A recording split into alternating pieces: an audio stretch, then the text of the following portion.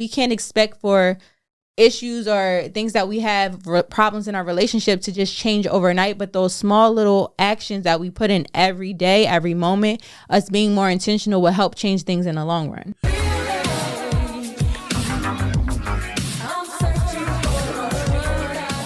What's up, real ones? Welcome back to the Real Relationship Podcast, where we're bringing the real back to relationships. Yes, sir. I'm Asha Steele. And I'm Devin Steele. And we're so excited that you guys are tuning in today with us. Yeah, man. Today has been a good day. Great day. I don't know why, though. Probably because we just woke up. We woke up. We got to spend time together. Blessed to see another day. Our kids made it home safely. Absolutely. Which is more important, because we all, heard about the news of what happened in Nashville at the elementary school. So it's definitely a blessing. Like, it makes you, when you see tragic things like that happen, it makes you pause. And for those who don't know what I'm talking about, I'm not sure how you don't know, but 6 people lost their lives after another mass shooting, a school shooting in Nashville, where I believe 3 9-year-olds lost their lives and 3 adults lost their lives. And as a parent, when you have kids and you send them off to school, you never imagine that something like that would happen. Like, I'm sending my kid to school to learn and to socialize, and then you don't get them back. It's tough, and it makes you really just pause in life and just be thankful for the things that we take for granted, because I think a lot of times we take for granted that we're going to come home, that our loved one's going to come home when we see them leave the house.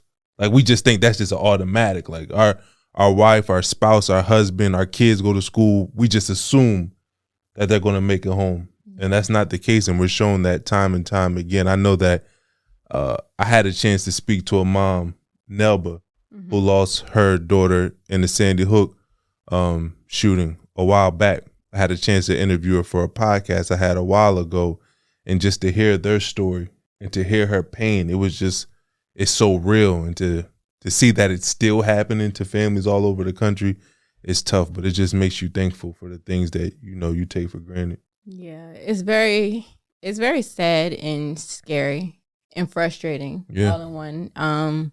We was talking about it the other day when I dropped Aria off to school, and it was just the frustration, like, of having to take your child to school and, like you said, not know what could happen. Yeah. And in a space where your child's supposed to be safe, supposed to be secure and away from you and learning and having fun with their friends and doing things like that, of that nature, they have to, go do drills and stuff. Yeah. And it's so scary. Like, when we were younger, we had to go do fire drills. The fact that they have to go through, drills to see what happens. Active shooter drills to see what happens if someone comes into their school and has a gun and is trying to, kill them. Yeah. Like, it's so scary for us to even think about that. And it's very frustrating to have to think about that. And it's unfortunate, but I ain't trying to get emotional, you guys, but we're praying for the families of the victims, like all the families of the victims of these ridiculous shootings. It's very sad and disheartening, and it's sad that we have to continuously talk about this and see these faces of these innocent people. It's unfortunate. It's tough. Yeah. And it like I said, it just gives you perspective. Like, you can be having the craziest day. And I didn't even mean to get this serious this early on, but when I said it's been a good day and I said I don't know why, it's like something came over me. It was like, oh, you know why. Look around. There's all sorts of things that you can be grateful for. Like, even if you are under so much stress at work, stress in your relationship, if you're struggling financially, like, those are real things. Those are real stressors. They're tough to deal with. But when you sit back and you look at what some other people are going through, you can be like, man, like, my life is not what I want it to be right now, but it's not like that. Right. And I got to find gratefulness in something like that. So, like Asha said, our prayers definitely go out to the family. And it's not just we're on here saying prayers, but we're actually praying for the families. We're praying for healing, for understanding. So we're just praying that they're able to get through this tough time, because I couldn't imagine something like that. But Yeah, you guys. So before we get into today's podcast, we have a few announcements, or a couple. One being, as you can see, if you're watching this, if you're not, make sure you go watch this on YouTube. Yeah. But we are wearing I'm wearing our Real Love shirt from our Real Love collection. And I'm wearing our Real Love hoodie, but it's about to get hot outside, so y'all not going to see this. But we made the decision. We made a decision that no longer are we going to be wearing other people's stuff on our podcast, right? Right. We want to be able to represent us, right? Yeah. We have the merch. We want to push represent the community. Yeah, represent the community, because like we had said before, this shirt is made by y'all for y'all, not FUBU, but you know. Tell them how we made the shirt, because some of them may be new listeners. You don't know why this shirt was made. It's not just something that we threw in our merch. It's something that we asked the community to help us design. So give them a little insight about how we came up with the design. We asked everyone, all our real ones, to basically describe what real love was to them in one word. Yeah. And it's a combination of all the submissions that you guys sent in. And in the middle, says real love, and it says trust God, which is the most important thing when you have real love, when you have love in general. And even if you feel like you don't have love, that you have God, right? Yeah. And God is love. So this shirt, it means a lot to us. We hope that it means just as much to y'all, because it's like our baby, our first baby that we created. Not really, but for the she tried to, you trying to sell this shirt hard, bro. You was about to go deep into something illusional. That's what she doing some of our arguments too, by the way. You know what? Stop. But no, it is our baby. And I feel like it represents, like you said, it represents our community. It means something. And so we hope that y'all love it, support it, purchase it, wear it. And if y'all do, send pictures so that we can post it. Yo, you know what's crazy? I realized that I just said illusional. Delusional? Delusional. I apologize. It's delusional. Okay? Because I'm end up watching that back and be like, illusional. One of the things that you just touched on about having in the middle trust God, I think it's so important to really touch on that a little bit, because me and you, we didn't always know how important that was. When we were going through some real trying times in our marriage, us going on that journey together, and trying to build a relationship with God, I think really held us. I don't think. It really was a glue to help us overcome a lot of stuff that we were dealing with, because it was as if we was underneath that covenant. Like, this marriage wasn't just a contract that me and you could just break when each party is not delivering on what we thought they would deliver. Right. It was a covenant, which means it was under God, and there was times where he actually protected us from the challenges that we were going through that was trying to separate us. And we used to say to people all the time, like, we've been through hell together. But as we started to develop a deeper relationship with God and really get into the word, I realized that me and you've never been through hell together, because hell is really a separation from God. And I feel like God has really had his hands on us through every trial that we've been through in our life. So so we had to get to a point where it's like, we don't even say that no more. We don't say that we've been through hell before, because we feel like God has been there every step of the way, or else we wouldn't have been able to make it through some of the things that we went through. But that's why we decided to trust God in the middle, because when you have him at the center, man, you can make it through some things that you didn't think individually or collectively as just the both of y'all in the marriage can make it through. But when you allow God to come in, you have that 3-string rope, man, it really becomes unbreakable. But I just wanted to touch on that, because I know a lot of people, y'all not spiritual, you're not religious, and I get that. I think everybody goes on their journey in their life, and certain things may pull us close when the time is right.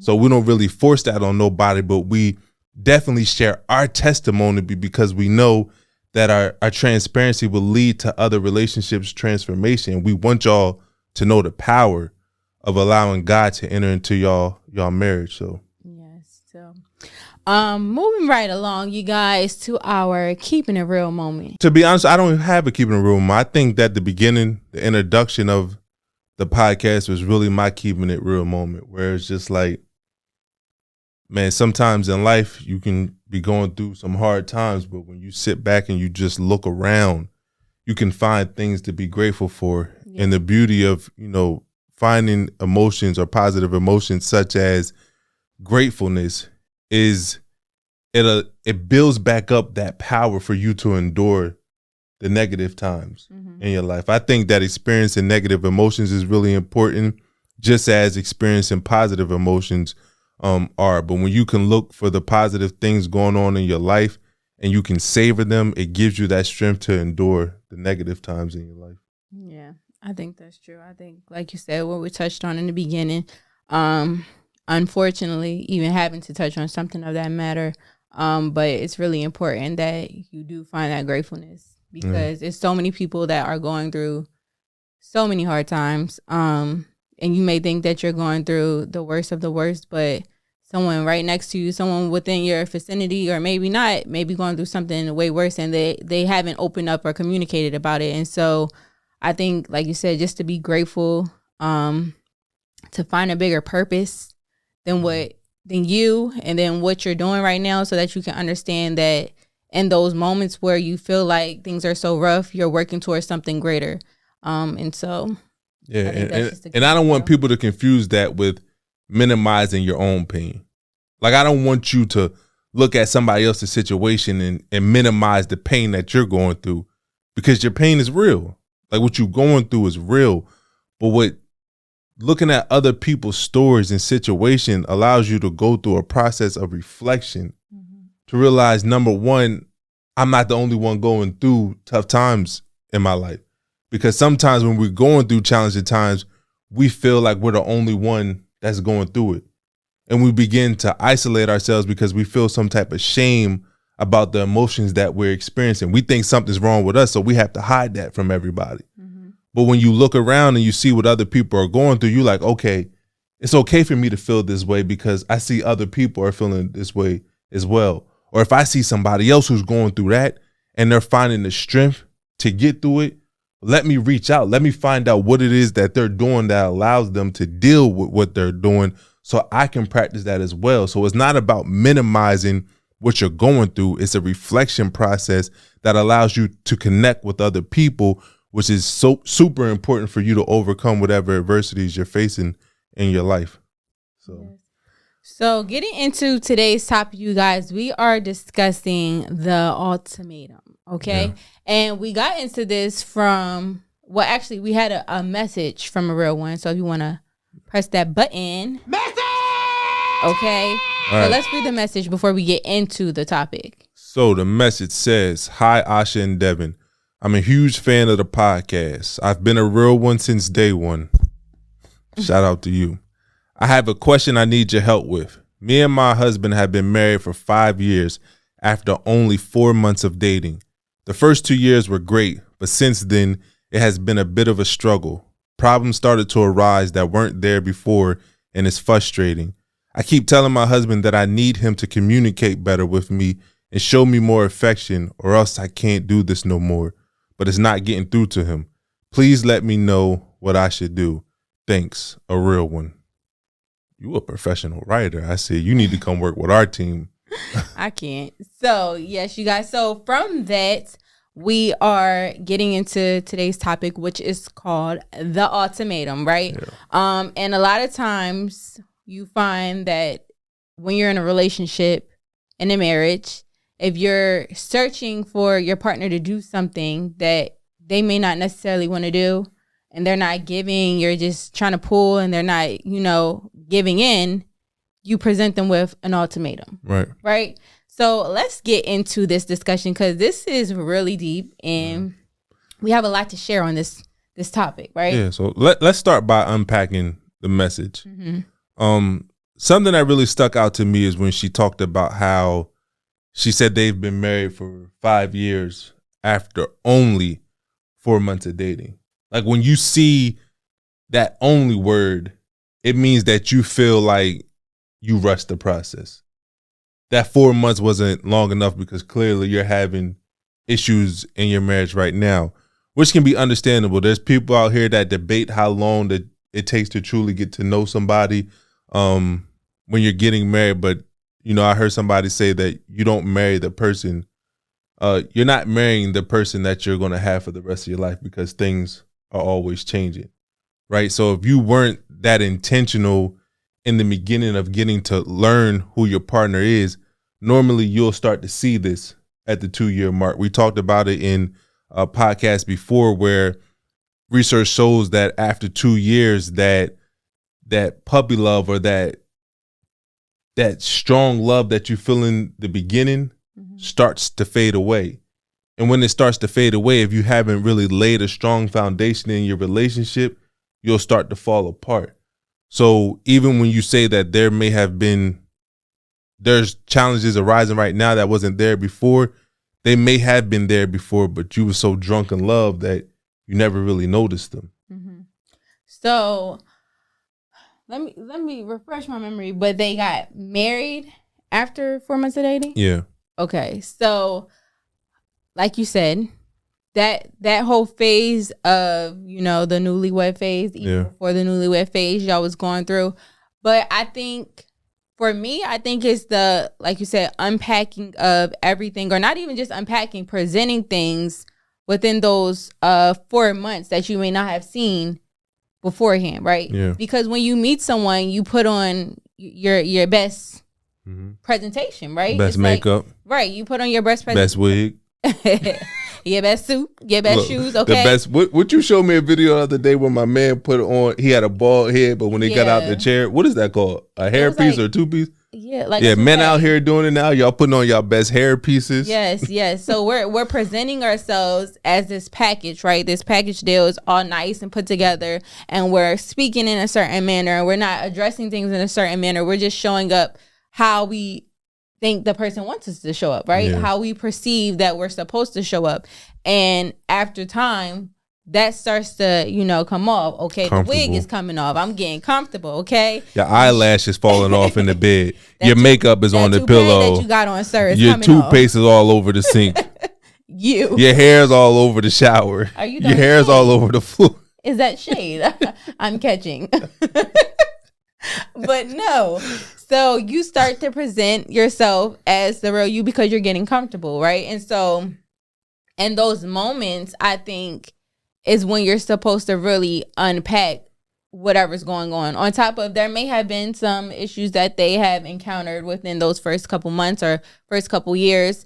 Like she said, for them to get over, there to be a lack of communication. Yeah. But in that process, which we talked about on another podcast, when you're in a relationship, it's like you're going through seasons. Yeah. So when you meet someone and y'all are getting to know each other, that is the time for you to be intentional of truly digging deep into who that person is, getting to know them, getting to know not just their favorite color or what do you like to eat, but really understanding who they are, what makes them to the core, because that's going to help you make that ultimate decision. Is this the person I'm supposed to be with? Yeah. Do you know how to communicate properly? If you do, what is your idea of communicating properly, right? Mm-hmm. I had seen something that I don't even remember where I seen, but it was very intriguing to me because it was saying how I understand that my partner, you, were raised by someone else, right? Yeah. And you handle things and see things in a different light than I was see things and handle things in a different light. And so we can't just necessarily say, oh, what you're doing is right or what I'm doing wrong. Right. But we have to be able to respect each other and understand that and figure out how we can work together to come to some type of common understanding, right? Yeah. And that is a time when you're dating someone to come up and realize that. It's not 4 months after we done got engaged and now we married and now we're unpacking all of these things, right? And so I think that's the importance of going through each of those seasons. So if they went through the season of dating to the season of being engaged to the season of marriage, which is a lifelong thing, then a lot of times we're able to avoid some of the things that we face in the beginning. I think you brought up a really good point where it's like we definitely grow up in different environments that shape our behaviors in the way that we do things. So your husband might be communicating, but he's not connecting with you. Because communication is not just verbal. Right. We communicate with our actions. We communicate with our body language. We communicate when we stonewall, when we give off the silent treatment. Like, there are ways that people communicate and it may not connect with you. Right. So I think that connecting is more important than communication. Because if you don't understand how each other communicates things, then it can cause a lot of frustration in a relationship. Mm-hmm. But another thing that I would say, and this is, I was thinking about this as you were talking about me and you, I think initially that most people do connecting with their body mm-hmm.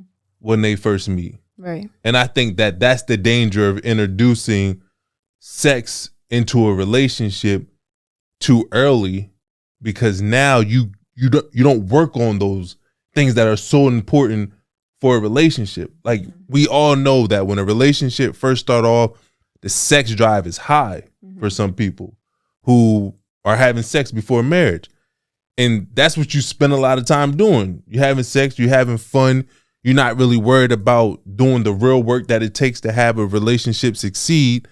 But as you know, as you get deeper into a relationship, the sex starts to slow down because it's not as new and exciting. Not saying that you're boring. Mm. It's not as new and exciting as it was in the beginning.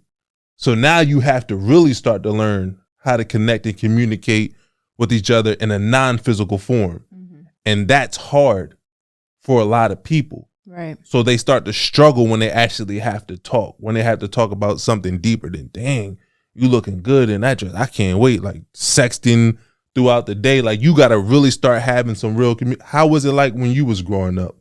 What kind of things that you went through that hurt you? Mm-hmm. How do you like to be loved? How is love expressed to you?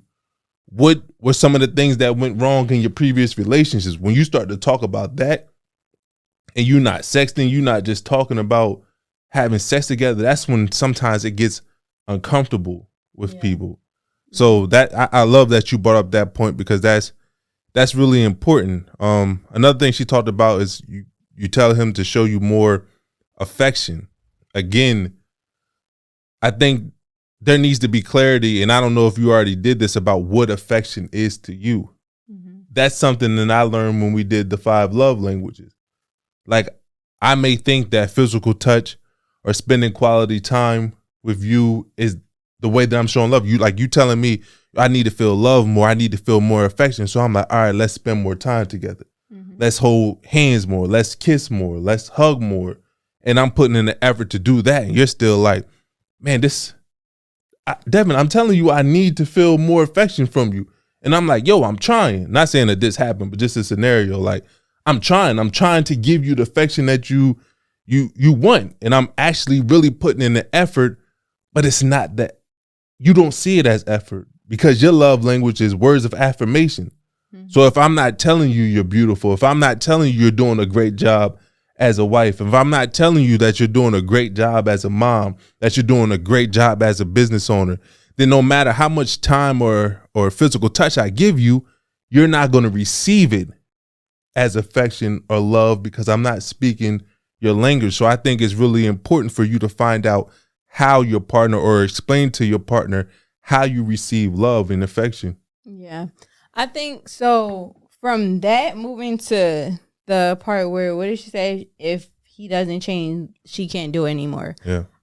Which led us to the podcast being the ultimatum, right? Mm-hmm. And so for those out there who are like, okay, what is the ultimatum, right? If you don't know, most of us do. But the ultimatum is defined as a final demand or statement of terms that in rejection will result in retaliation or a breakdown in relations. Now that is Webster. That is the Webster dictionary, okay? But if you don't know, if you're like, oh, ultimatum, I know what that is. It's basically a demand followed by a threat, right? So if you don't do this, this is going to happen. These are the consequences of your actions. I'm not doing what I'm asking. So that is the ultimatum. I feel like with that comes a lot of damage, right? Yeah. Because we're doing something that we think is going to get what we want in the long run, but in actuality, it's more than likely not going to happen the way that we want it to happen. And I think for that, just speaking from our own experience, right? Because we went through it. Let's get into it. I feel like and I don't know if you want to speak on specifics. You can speak on specifics. When you are in a relationship, right? For example, if she's saying, oh, you're not communicating or he's not communicating. So if you're not communicating, you're not fixing this, then, I can't do this anymore, right? Mm-hmm. Well, what exactly, like you said, what is your idea of communication? Because how we learn communication, if his form of communication is different than yours, you're not really receiving what that is that he's trying to communicate about, right? And a lot of times people think, oh, communication is just verbally what is going on, but it's so much more to that. Mm-hmm. And so if you're not being clear on what needs to be communicated, how you're expecting it to be communicated, then you're not really tackling what the issue is. Now, okay, this is kind of broad, we need specifics, but a lot of times that's how things are in relationships, right? It's like we're not telling the true specifics of what we're seeking. Like, I need for you to show up for me in this manner in order for me to feel happy, right? Mm-hmm. In order for me to feel like we're actually working towards something. And so I think that is the biggest thing that we have to acknowledge. What is the true issue? The true lack of communication? Did something show up in your relationship that caused for the communication to change? Was the communication there to begin with? Like I said, in those first 4 months, did y'all acknowledge, even in the first couple years, acknowledge that maybe the communication wasn't where you would like it to be? So many different factors that trigger that to say, okay, now I'm at this ultimatum.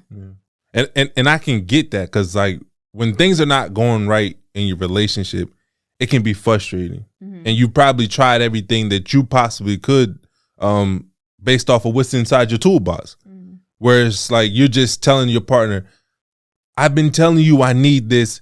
If you don't start giving to me, I got to leave the relationship. Because the ultimatum usually comes after an argument or a disagreement where you're telling somebody you're probably not getting, you feel like they're not receiving the message that you're trying to give them. So you storm out like, this is what I need for you, or I'm done with this marriage. And you slam the door and leave. Like, it's never you come home, hey babe, how you doing? I need you to start to show me more affection, or I'm just going to leave the marriage. I love you. Okay, bye. Like, that's not how it goes. No. Like, an ultimatum is normally delivered with anger after being frustrated. And the problem with an ultimatum is you're trying to force somebody to change their behavior, which normally does not work, especially with men, because we have a lot of ego. And when we feel like somebody's trying to control us, we're going to push back on that. Mm-hmm. Like, even if we know that is right, the fact that you may be coming from a place of contempt or criticism, we're going to push back because we want to show who's really in control. Like you're not going to force me to do anything. Mm-hmm. So what it may look like after an ultimatum is you may see that person change for a little bit, but eventually they're going to go back to their same behaviors. Right. And here's why. You cannot force anybody to change. We can't control our partners. Just like you couldn't control me when me and you first met. No matter what you did, you wasn't going to be able to control me. And if I made changes, it wasn't lasting change. Because what you have to understand, the only way that you can get lasting change in a relationship or in your partner is if their heart changes first. Mm-hmm. If they have a renewing of their heart, a renewing of their mind, that they realize that the life I used to live no longer serves me, and I'm better off changing my behavior in order to make sure that my relationship lasts and that my partner is happy. But that's an inside job. There may be external motivators out there, but the real motivation comes from internally. Where it's like, I don't want to do this no more. I got to a point where it was like, I don't want to do this no more. Mm-hmm. I don't want to be this person no more. So I went through the process. I took the steps to renew my mind, to renew my heart, to change who I was as a man so that I can show up in the world as a better man, as a better dad, as a better husband. But you didn't force me to change. I had to do that to myself. And I had to surround myself with other men who were living the life that I wanted to live, because I knew that the people I was hanging around before would only pull me back when I would take 2 steps forward. Mm-hmm. So it takes a renewing of a mind. It takes the renewing of your heart. It takes you surrounding yourself with like-minded people that can help you along that journey, because change doesn't happen overnight. Right. You're going to fall sometimes, but you got to continuously get back up until you become the person that you want to be. Yeah. I think for the person who is giving the ultimatum, it's kind of hard because you're looking, depending on the situation, but you're looking for that person to see what it is that you want them to see, right? You feel like you're not being heard. You feel like you're not being validated. You feel like they just don't get it. Mm-hmm. And it's like, I feel like I'm at my wit's end. Like, this is what I need for you to do in order for me to feel okay with something. And I think sometimes when we change you, like you said, change your perspective on things or change your approach on things, then maybe what you're seeking may happen, right? And so in the sense of you feeling like, oh, the communication factor is not working. I don't know how I can get through to you if you're not communicating. Okay, so what can I do differently? What can I personally do differently in order to have a better understanding or for you to feel better to communicate with me? I think it starts with a conversation like that. Okay, well, we're not communicating properly. I don't feel like you see what I'm seeing, or I don't feel like I'm seeing what you're seeing. So what is it that you need in order for you to feel comfortable to communicate? What is it that I can do to help you? I think the way that you approach the conversation or approach the issues can change and shift the dynamic. And that's the first step. One, if we're speaking on this specific topic, Pacific Ocean topic. The first conversation that should be had, what needs to be done aside from what may have contributed to that lack of communication. Yeah. And then the next thing is just, like I said, having that understanding. Once you have that understanding, now let's use some tools or some resources to help us along the way so that we can maintain this communication. Because throughout your whole relationship, if you think about it, if you're married for a lifetime, that's a lot of communicating, okay? Mm-hmm. And it's a lot of change within your relationship that you may go through. You may not even realize it, but from the time they started talking to 5 years, there could be a lot of change with both of y'all as individuals that may not have contributed to your relationship or may not have been the stem of your relationship. It just could have been you going through your own internal things. And so that alone could have changed and shifted how you communicate, how you show up to life every day, how you wake up and present yourself. And so you have to factor in all of those things. Like you said, if it's you having children, if it's work, everything contributes to how we show up in the world. And so I think the biggest thing is just being able to have that conversation and say, you know what, I don't want, and to come from a place where it's not any ill will or negativity, just creating that open space for that person to feel secure to say, you know what, I don't want to come at you in any type of way. I don't want you to feel like I'm coming at you negatively. I don't want you to feel pressured or anything. I don't want you to feel like, because like the threat, I don't want you to feel like I'm threatening you. Like I'm coming from a place of love and understanding, and I really want for us to be able to better communicate. I don't want for us to get a divorce. I don't want for us to separate. I want us to work on this. And when you present yourself in that manner, then that allows that person to say, you know what, they're open, right? Mm-hmm. And let me open myself up and try to communicate. Yeah. When you just said that, it brought up, you know, old memories. And I know that we touched on it in our podcast before about the threats, where, you know, our first 2 years in marriage was really rocky because we had been through a lot of stuff before marriage, and we went to marriage counseling, a premarital counseling, like 2 times, and didn't deal with all the trauma that we had been through before saying I do. So we really struggled. And you would throw that divorce word around a lot. Like, we can just get a divorce. We can, I can just leave and pack my stuff. And you were making threats. And although you didn't mean what you were saying, you were trying to get me to change or get me to see your pain and your frustration. But I had such an ego where it was like, nah, you're not going to threaten me with that. Like, I don't want to get a divorce. I don't want you to leave. But my ego is so big that go ahead. Do what you need to do. Yeah.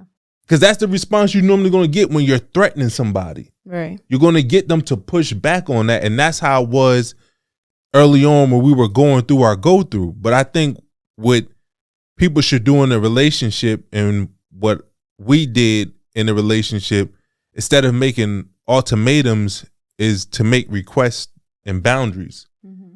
So you can make certain requests to your partner and say, hey, you know, I really need this from you. I really need you to spend more time with me. I want to be able to do stuff. I know that life is busy. You work all the time. We have things we have to do with the kids that we rarely get to spend time with each other. But I'm asking that we make time to spend time together. So you're making that request for somebody to change their behavior. And then what you don't do is you don't expect that to happen overnight. You don't expect the day that you said, they're like, all right, let's go do something for 20 minutes. Like, it's going to take time for people to change because y'all have taken 2 years to develop these habits. It's not going to change overnight. Mm-hmm. You have to learn a new schedule. You have to learn how to love your partner again, and creating change in your life is hard. Yeah. It's extremely hard. Like, a lot of people think that it just takes willpower, but it doesn't. It takes habit. It takes for you putting certain things in place in order for you to be successful. But after a while, if you allow 3 or 4 weeks to pass and your request is not being answered, then you can move to that second steps where it's setting boundaries. Mm-hmm. Whereas this is what I would like to happen. I need to be able to spend more time with you, or I can't be in a relationship where I don't get to spend time with my partner. The difference is you're not saying to your partner, if you don't do this, I'm going to get a divorce, I'm going to leave. Mm-hmm. You're setting a boundary where it's like, I need this type of love and attention from my partner, and I can't be in a relationship where I don't get this. Mm-hmm. So you're not trying to change their behavior, you're controlling your own. So the difference between ultimatums are attempts to control your partner's behavior, while boundaries are attempts to protect ourselves and our needs. Mm-hmm. Like, I'm trying to protect myself. I'm trying to protect my needs from a relationship. So whether you're able to give it to me or not, this is what I'm willing to accept. Mm-hmm. And it's up to you to provide that for me, but then it's up to me to accept what you're delivering. Right. I think it's like, we're talking a lot about marriage, right? Because of the question. But I feel like even in relationships where you're not married, ultimatums are presented, right? Especially if, for example, the person is wanting marriage and the other person is not willing to, you know, get married. Maybe they're not ready to get married, or other factors are coming into play where they're not ready to be married. And I think a lot of times that ultimatum shows up where it's, I want to be married. I see myself being married, and that person is not giving. So if we're not going to do this, then we're not going to be together, right? Mm-hmm. And I think for that, it pretty much is the same thing. Most times when you're presenting that ultimatum, that person is going to feel forced. If they make that decision, like, okay, well, you're saying this, I'm just going to do it, then resentment starts to come up, right? You start to have resentment, even if it's something worse, hatred, and just all this built up frustration, and not trust. You don't trust the person because you're sitting up there feeling like you're being forced to do something. And now extra tension is going into your relationship. And it's like, to be honest, if you're that person that's requesting that your partner to do something, presenting that ultimatum, do you really want to force someone that you want to be with to do something that they may not necessarily want to do, or they're not ready to do? Mm-hmm. Because now not only do you have to live with that resentment, but you have to live with the consequences of their actions. How will they act towards you on a daily basis if, oh, I'm just doing this to appease this person, right? Mm-hmm. Or if they don't, like you said, if they decide, which a lot of people do when that ultimatum is presented, okay, well, if that's what you're going to do, I'm going to make my own decisions because I'm not going to be forced to do something. So I'm leaving. Now we're at this position where we may have neither one of us wanted to leave, but now I feel forced because I have to stand my ground and make sure that I do what I want to do and I'm not forced to do something. Or you're now like, oh, well, was I too pushy? Should I have waited? Should I handle this differently? And so I think it's really the communication factor and how you present the ultimatum, you know, how you present the expectation that you want for your relationship to say, you know what, this is what I would like, right? If we're speaking on the marriage aspect, if you're wanting to get married or if you're wanting to have some type of issues fixed or resolved, how can we do that? Let's take the steps to understand how we can do that. Because everything, I feel like it starts with taking steps. It starts with a conversation, but after that conversation, there's certain steps that you have to take in order to get to that solution. And you have to be consistent with it, right? And within those steps, if you're not doing something, like you said, let's create that boundary. And when it comes to the people that aren't, because I know for a fact we have a lot of listeners, a lot of real ones that may not quite be in that marriage yet, right? When it comes to that step, you have to make sure that you're, one, being, if you are that person that's expecting or setting that ultimatum or whatever, wanting something from that person, you have to make sure that you're being consistent and being precise with those boundaries that you're setting. Because if you aren't, then you're just going to fall back into a hole, in a sense. You know what I mean? You're showing that person that you are not going to stand your ground, right? And that you're not serious on what it is that you're wanting from them. So now it's like, oh, well, you're not even holding yourself up to this standard that you're wanting me to do because you're not consistent on these boundaries. And so when you are following those steps, it's very important that you stay consistent on those steps, but make sure that you hold yourself accountable to those boundaries as well that you're setting. If we aren't doing this by this certain date, then what needs to be done? Do we need to do something differently? Or if it is us seeking counseling, or if it is us doing this, and the third, whatever it is, y'all both have to hold each other accountable to some degree. And the interesting thing, I was reading some of the literature about setting boundaries in a relationship. Like, this is even before marriage, and why people struggle to set boundaries in a relationship. And it was saying that most people struggle to set boundaries in a relationship because if those boundaries are crossed and you have to leave that relationship, we go through a process of grief where leaving that relationship is accompanied by loss and sadness, because now we have to go through this process where we have to accept the limits of our control and the illusions of the control that we have over our relationship and over our partner's behavior. And we lose the thought of what our life should have looked like with this person. Whereas, like, you're in this mindset where this is the person for me. This is the person I'm going to marry. We're going to have this amount of kids. We're going to live this type of life. But then you have certain boundaries where it's like, I don't know if this is the right person for me anymore. You have to walk away from a reality that you had lived in your head that you never actually experienced. And that's tough to do. So some people will loosen their boundaries. They won't set concrete boundaries and stick to them because they don't want to lose the thought of what their life could be like with somebody. So they'll let this person continuously cross these boundaries, still take that next step of being married, but end up miserable with that person. And then now they're in the place where it's, oh, this wasn't happening before, but it was. You chose to ignore it. Right. But as these things happen over and over again, you can't just ignore it anymore. Like we talked about it before, all you did was suppress the fact that they kept crossing a certain boundary that you may have defined or may have not defined off the simple fact you didn't want to mess up the relationship. But now this is your reality. Now you have to deal with it, and it's tough to do. And that's why I think that it's so important for people to become attuned with each other early on in a relationship. And again, attunement is the desire to understand and respect your partner's inner world. When you get to that place where you just want to learn who your partner is, you want to know what makes them go, you want to know what pisses them off, they don't have to force you to change. You will start to adapt your own behaviors because y'all emotions are so tied together that you want them to be happy so that you can be happy. When they're sad, you want to find a way to lift them up. That way you're not marrying somebody you don't know. You're not marrying somebody that's going to force you to change. And then, like you said, you're going to suffer from resentment because you never wanted this in the first place. Right. Y'all both wanted this. Y'all are both willing to do the work to make this work, because marriage is work.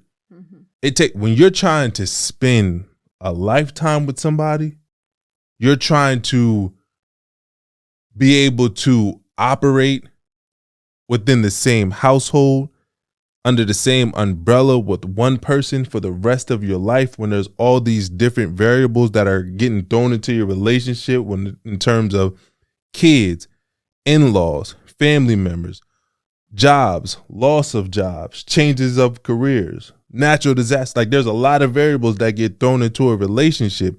And if you're not holding on to your partner, you're not having continuous checkups on your marriage or your relationship, y'all could slowly grow apart and not even know it.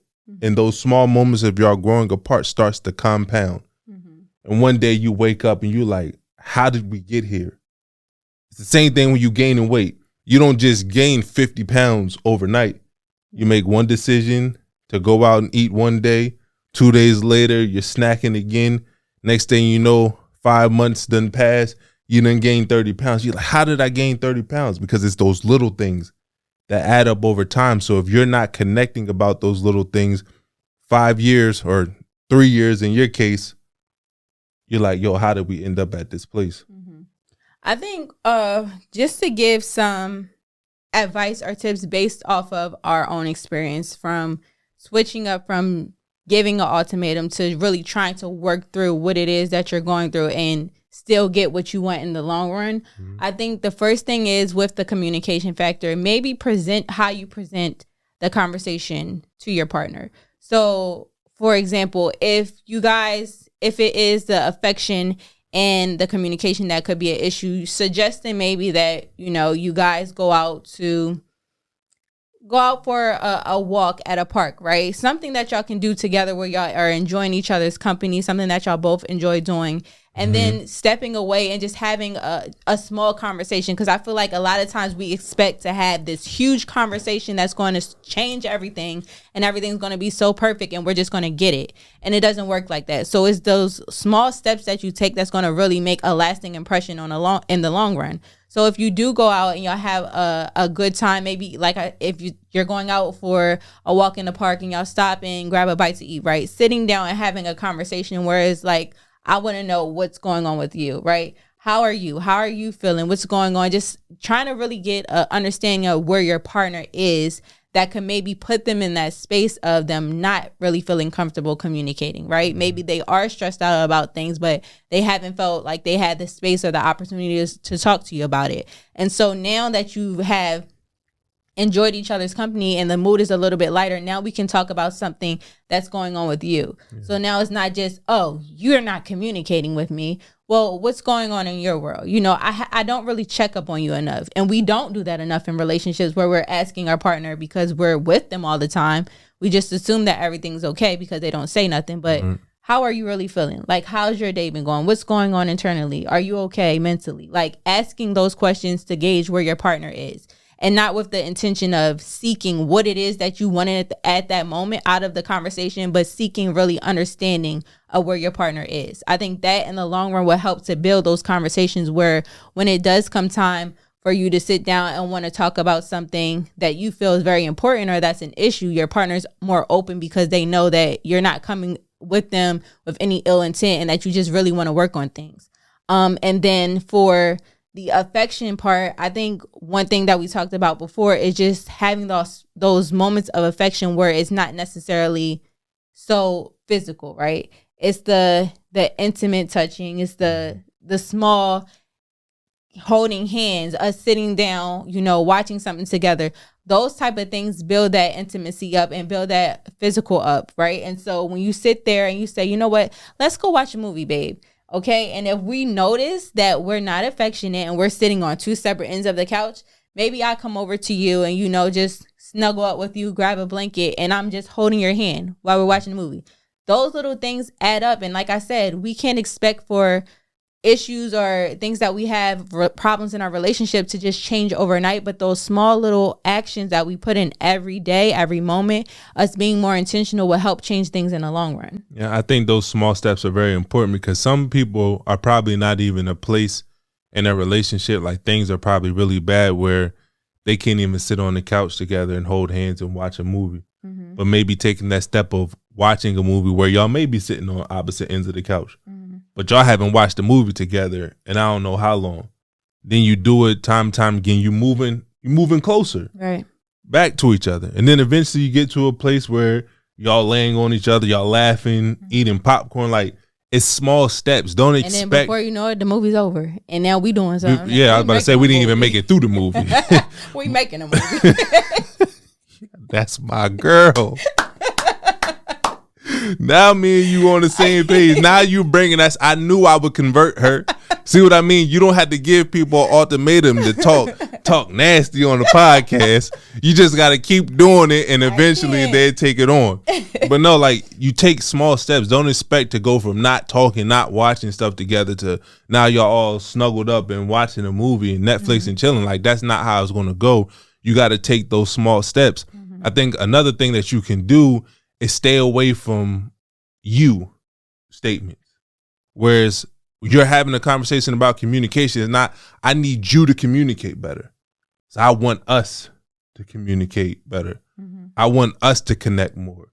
I want us to spend more time together. Not, I want you to make the effort to spend more time with me. Because when you lead with you statements, when you're constantly putting the blame on another person, that's when they'll shut down. But when you both take accountability about the things that you can do better in your relationship, it really opens the person up, because they're thinking, man, so she does get it. She does get that it's probably hard for me to communicate with her. If she comes to me and she says, look, I know sometimes I may make it hard for you to really open up to me. What are some of the things that I can do better to create that space? And then that person gets to start talking, and then maybe the fact that you took accountability, they'll take it. Like, but I really need to learn how to communicate better. That's not something that I experienced. That's something I struggle with my whole life. It's nothing against you, but it's something that I need to work on. So what do you need me to do so that we can better communicate? Like, when you stop leading with I or you and you start leading with us, then I think you can see a drastic change in your relationship. And I know that really helped for me, because again, I had an ego, and when you would come to me, I felt like you would use those you statements. And as soon as I hear it, just be like, man, whatever. You always got something to say about what I'm doing wrong. That's another thing. Come to your partner when they're doing something right. You don't only want to come to them when something's going wrong in a relationship. And you said that to me before too. It's like, yo, you keep telling me about the things that I'm doing wrong. You making me feel like I'm failing as a wife. Because even if it's like one or two things that I'm coming to you about, again, that 5-to-1 ratio. If I'm not giving you 5 compliments for every negative compliment, I'm not negative. How the heck is a negative compliment? That's an oxymoron. If I'm not giving you 5 compliments for every negative thing that I bring you, then it don't matter if I think that you are doing a great job as a wife. You're going to receive it as, yo, he's never happy about anything that I'm doing in this relationship. So I think it's very important for you not to only talk about the challenges that you're having in your relationship or the lows, but also highlight the highs. Like, when your partner does something good, when your partner does something that feels good, let them know. Because sometimes we take it for granted, like, man, they supposed to do that.